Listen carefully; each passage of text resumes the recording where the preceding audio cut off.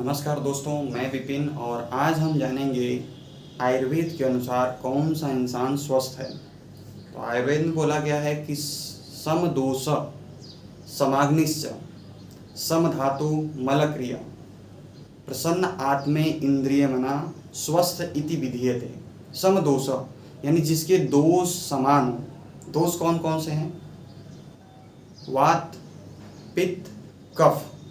यानी अगर कोई वात प्रकृति वाला व्यक्ति है तो उसका दोष समान हो।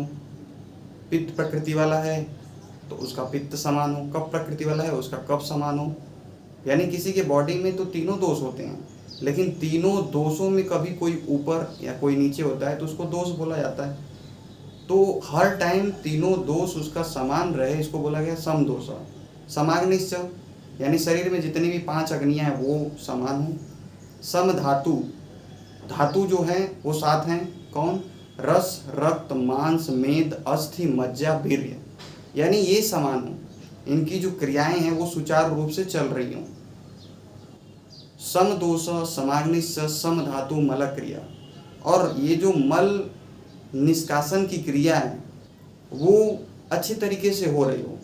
प्रसन्न आत्मा इंद्रिय मना, और जो हमारी इंद्रियां हैं और जो आत्मा है इनका जो कनेक्शन है वो अच्छे से काम कर रहा हो, प्रसन्न हो, प्रसन्नचित हो। प्रसन्न आत्मा इंद्रिय मना स्वस्थ इति विधीयते, यही स्वस्थ रहने का नियम है। अब अगर हम देखें तो लोगों को पता ही नहीं है कि उनका बॉडी टाइप क्या है। अब जब पता नहीं है तो वो कुछ भी खा रहे हैं।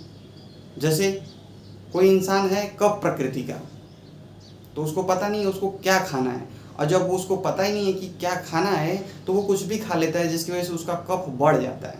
और जब कफ बढ़ जाता है तो दिक्कत होती है, सर्दी, जुखाम, गले के रोग, खराश आना, सर दर्द होना।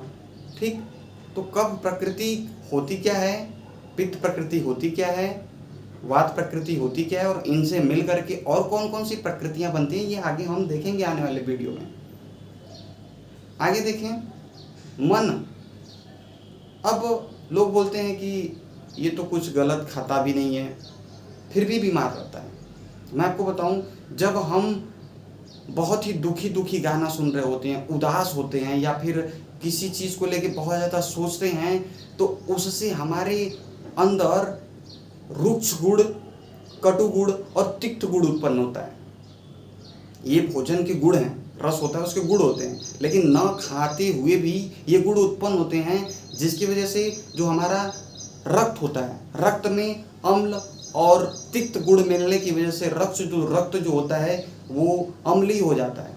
और जब अम्लीय हो जाता है तो वो रक्त के साथ मिल करके शरीर के जिस जिस अंगों में जाएगा, त्वचा में जाएगा तो त्वचा रोग होगा, और जिस जिस अंगों में जाएगा वहाँ पे बीमारी देखने को मिलेगी।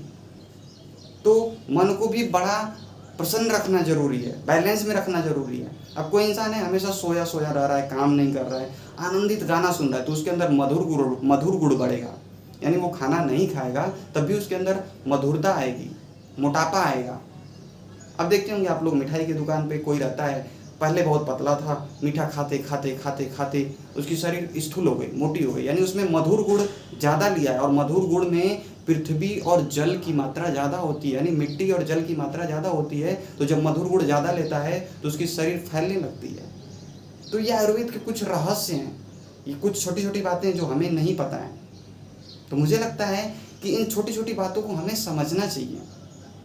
तो कोई भी चीज़ जब हम खाते हैं तो वो पहले क्या बनता है, रस बनने के बाद क्या बनता है, वो रक्त बनता है।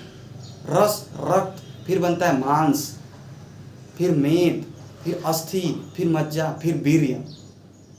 तो कुछ भी हम खा रहे हैं वो हमारे शरीर में क्या बनाएगा वो बहुत जरूरी है।